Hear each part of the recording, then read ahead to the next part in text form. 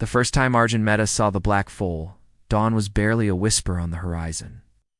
Mist clung to the grasslands like a silvery veil, and the world held its breath in anticipation of the day. Arjun had come to the river meadow hoping to capture birds through his camera lens, but what he found instead was a tapestry of life far richer than he'd imagined. Bar-headed geese dotted the landscape, their elegant necks stretched towards the sky. In the distance, chittledeer grazed warily at the forest's edge. But it was the herd of small hill ponies that caught Arjun's eye. Their coats glowed like burnished wheat in the soft light, all except for one.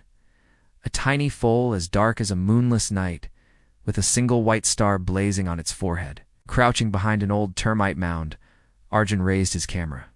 Through the viewfinder, the foal seemed to dance between shadow and light, a living brushstroke against the pale morning. It pranced after its mother, a mare with a torn ear and eyes that spoke of quiet strength. "Beautiful," Arjun whispered, the word a prayer and a steadying breath all at once. In another life, Arjun was a history teacher in the nearby town. But here, in the wild edges of the world, he found pieces of himself he thought he'd lost when his wife Mira died. She had loved animals with a fierce passion, horses most of all. In their early years together, they'd scraped and saved for monthly rides at a rundown stable on the outskirts of the city. After the illness took her, Arjun couldn't bear to go back. But he held on to the memory of a horse-sworn muzzle against his palm like a talisman, a reminder that the world still held wonder. That morning, Arjun took a few photographs and then simply watched. The herd moved in a loose formation, tails swishing at flies, ears flicking at the slightest sound. The black foal darted about with the boundless energy of youth, exploring wildflowers one moment and seeking shelter beneath its mother the next. As the sun climbed higher, burning away the mist, Arjun knew he should leave for school. But something in the air felt wrong. The meadow had fallen unnaturally quiet, as if the very grass held its breath. A peacock's harsh cry shattered the silence. In perfect unison, the chittledeer lifted their heads, all facing the same direction. Arjun's skin prickled with sudden fear. His eyes scanned the tree line, searching for the source of the animal's unease. Then he saw it. A ripple in the tall grass, then another.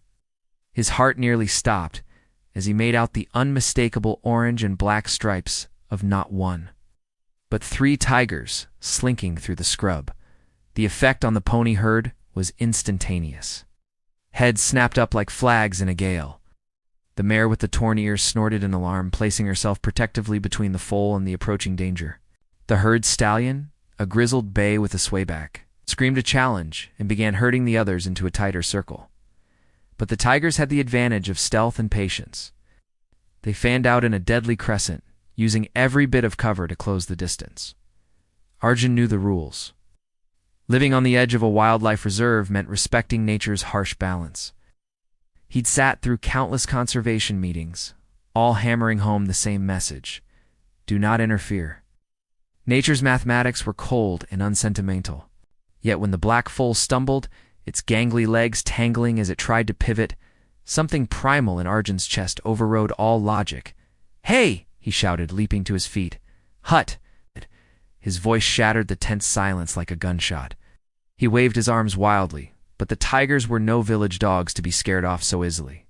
The nearest cat froze, its amber eyes locking onto Arjun. In that moment, he realized just how foolish and how small he truly was. He needed more than noise to turn this tide. Arjun sprinted for his motorcycle, hidden beneath a neem tree near the levee road. His hands shook as he fumbled with the key, and for one heart-stopping moment, the engine refused to catch. Then it roared to life, and Arjun gunned the throttle. He tore across the meadow, staying downwind to blow his scent towards the predators.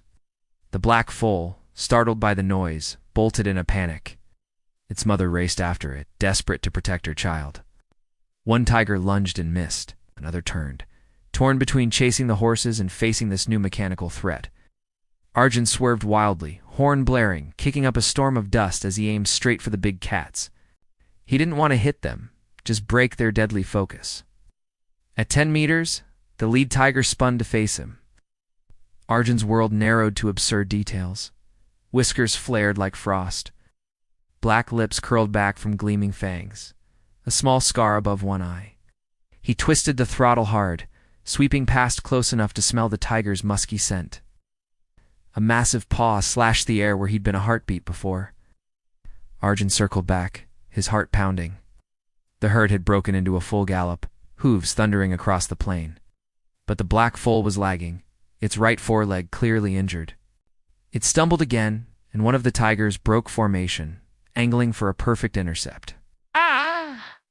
Without thinking, Arjun dropped his bike into a controlled slide, sending the machine skidding between predator and prey like an improvised barrier. The tiger reared back with a snarl.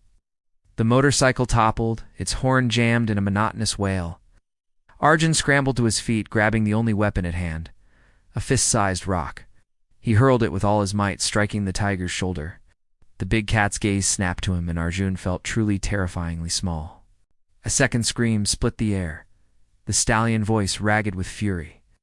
The old bay wheeled and charged, teeth bared in challenge. He didn't reach the tiger, but his sudden assault bought precious seconds. The black foal's mother shoved her child forward with her chest, driving it towards a drainage ditch at the meadow's edge. The foal leaped, clipping its hind legs on the far bank before scrambling to safety. The tigers regrouped, but the dynamics of the chase had shifted. The herd surged towards the river, where villagers often grazed their buffalo. Human scent hung heavy there. Arjun ran after them, slashing at the grass with a fallen branch and shouting himself hoarse. He risked a glance back. One tiger had melted into the shadows, another paced indecisively at the scrub line. The third still tracked the herd, but at a greater distance now, as if weighing the cost against the potential reward. By the time the horses reached the river levee, 2 buffalo herders had appeared, waving sticks and banging pots. The tigers vanished into the deeper grass, their stripes blending seamlessly back into the landscape. Arjun collapsed on the slope, lungs burning, palms shredded from his desperate slide. The motorcycle's horn still bleated weakly in the distance. He crawled over to silence it at last. "Babu, you want to be tiger food?" One of the herders called, his voice a mix of awe and disbelief. "You're either very brave or very stupid." Both, Arjun managed to gasp. When he could stand again, Arjun went searching for the black foal. He found it limping near a stand of river tamarinds, its mother hovering protectively nearby. The foal's right knee had swollen into an angry knot, its skin raw where it had fallen. Arjun approached slowly, hand outstretched, speaking in low, soothing tones. The mare pinned her ears back but didn't bolt. Perhaps she recognized him as an unlikely ally in the face of greater danger. "Easy," he murmured. Hey. "I won't touch without permission." Arjun cupped river water in his hands, letting the foal drink. He tore strips from his scarf, soaking them to cool the swelling. All the while he kept up a steady stream of gentle nonsense, the way Mira used to calm nervous horses. When he carefully wrapped the damp cloth around the foal's injured knee, the mare snorted but held her ground.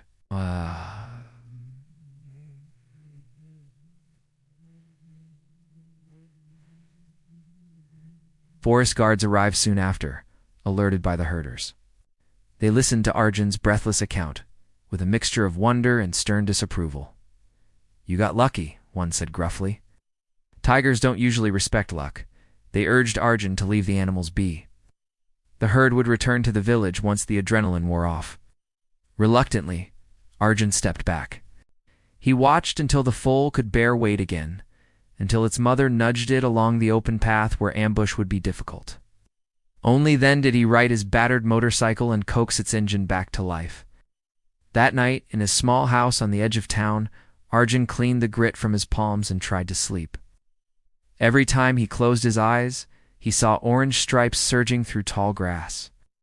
When sleep finally claimed him, it was filled with the thunder of hooves, Mira's laughter echoing from somewhere just out of reach, and the warm breath of a foal against his wrist, sweet with milk and wild promise.